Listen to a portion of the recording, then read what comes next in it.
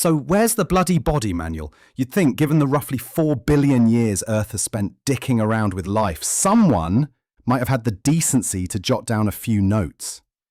Dear new human, here's what to do when your knee makes a noise like a microwave full of pebbles. Here's how to stop your brain from replaying every social humiliation at 3 a.m. while also reminding you that you'll die someday and worms will make you their bed. But no, we just pop out, screaming, damp, no manual, no warranty, a shrieking, half-baked sack of carbon equipped with a nervous system so sensitive it panics when a plastic bag drifts past in the wind. It's absurd, really. We get detailed instructions on how to wash a sweater or assemble a $4 desk from IKEA, but not how to keep our hearts from imploding when someone doesn't text us back. No diagram for how to soothe the gut-wrenching terror that you are technically a colony of cells clinging to a rock hurtling through space at 67,000 miles per hour.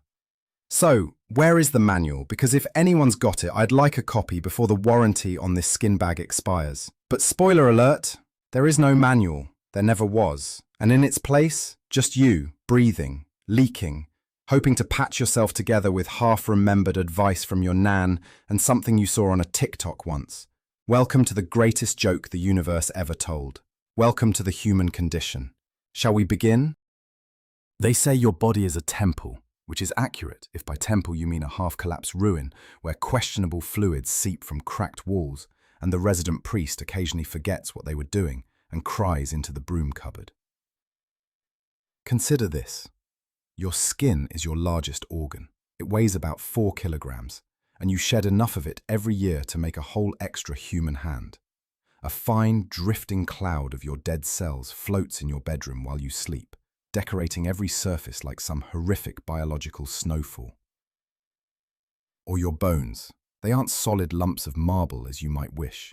They're constantly dissolving and rebuilding themselves, like an endless construction site run by half-competent workers who occasionally leave rebar sticking out.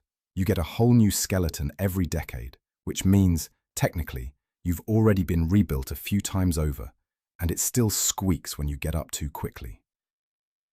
Your heart will pump about 2.5 billion times in your lifetime, moving roughly 1 million barrels of blood, enough to fill 3 supertankers.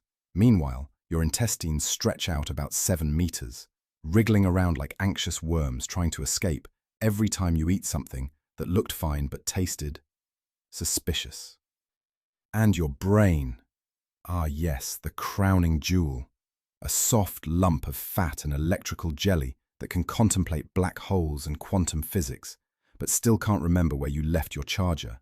It hallucinates weird shit every night while you sleep, then fills you with existential dread the moment you wake up and remember that one day you will die. No one handed you a pamphlet explaining any of this. There are diagrams on how to set up a Wi-Fi router, but no comforting footnote in your birth certificate saying, P.S. There's a chance your own immune system will one day turn traitor and try to murder you from the inside out. This is the reality of your glorious human body. A leaky, anxious pile of tubes, nerves, meat and bone, patched together by half-understood evolutionary guesswork.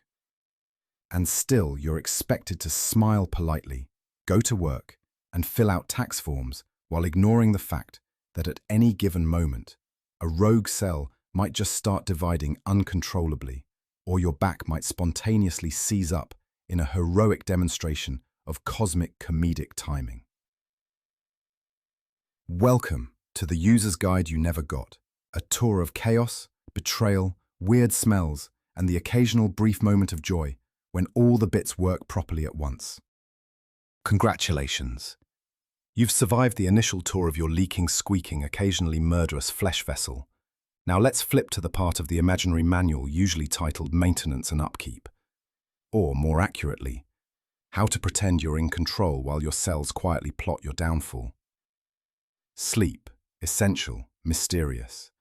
You'll spend roughly 1/3 of your life unconscious while your brain plays weird films starring people you barely remember from primary school. Or so they say. Personally, I've got aphantasia, so I don't get pictures. Just vague feelings, nonsense snippets of dialogue, and the occasional spike of existential dread. Nobody really knows why we sleep. only that if you don't, you'll slowly go mad and die.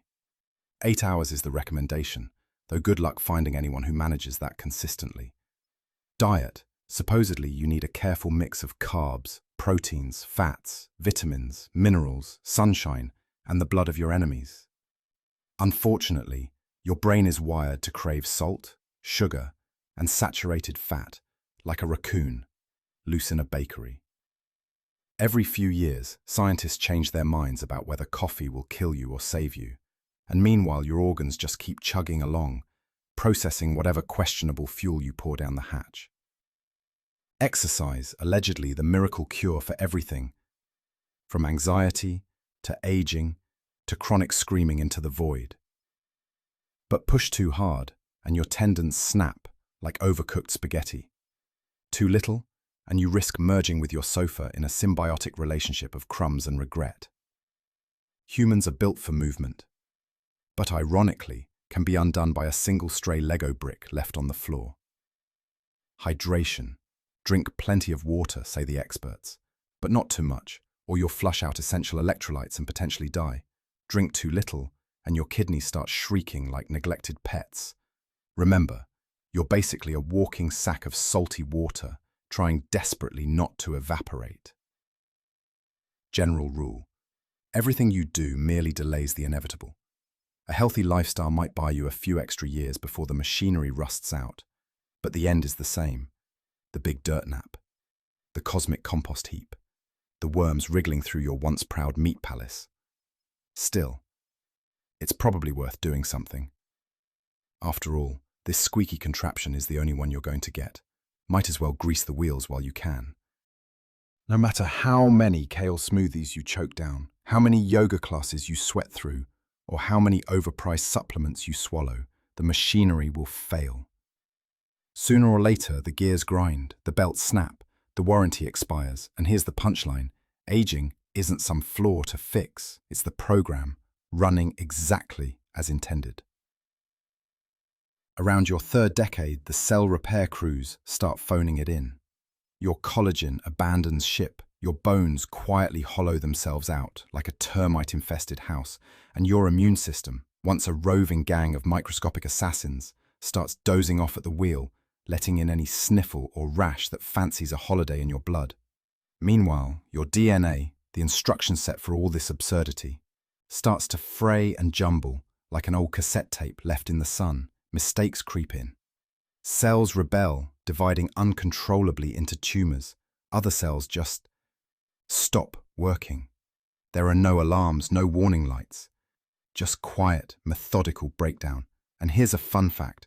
Even as you're reading this, about 50 million of your cells are dying every second. Little suicidal pacts written into their programming, quietly clearing the stage for new cells, until eventually the new ones stop showing up. Then the decay outpaces the renewal, and the show starts to wind down whether you're ready or not. Hair grays, skin thins, joints squeak and groan like haunted floorboards. Your teeth start looking for escape routes. Your spine compresses until you're shorter than you used to be, as if your body is trying to shrink out of existence, one vertebra at a time. Sleep becomes more difficult. Your dreams, if you're lucky enough to have them, are haunted by nonsense and dread. You'll wake at 4 a.m. just to stare at the ceiling, remembering every awkward thing you've said since 1997, while the clock ticks toward the grave. And no matter how many creams you slather on, how many antioxidants you guzzle, how many supplements you order from questionable corners of the internet, none of it will halt the slow, unstoppable slide toward entropy. You're made of borrowed stardust, stuck together with cosmic duct tape, and the warranty ran out the moment you started breathing. Eventually, the organs you never think about, liver, kidneys, pancreas, those anonymous lumps that hum along in the background, will give out. One by one, the lights in the building go dark, until the final circuit fails and you're gone. Your atoms scatter, the meat returns to the dirt. And that's the real joke, isn't it? No matter how carefully you read the imaginary manual, no matter how many wellness gurus promise immortality for 3 easy payments, there's no escaping the ending. So what do? You laugh, because the universe doesn't care. You keep dancing, even if your knees creak. You rage, even if the abyss just yawns wider. You buy yourself another year, another week, another breath, with green smoothies and cautious optimism, knowing full well that the meat is temporary and the void is patient. Because in the end, the final page of the manual is blank. There are no instructions on how to meet the void, just a final cosmic shrug. Sleep tight. Don't let the cell death bugs bite.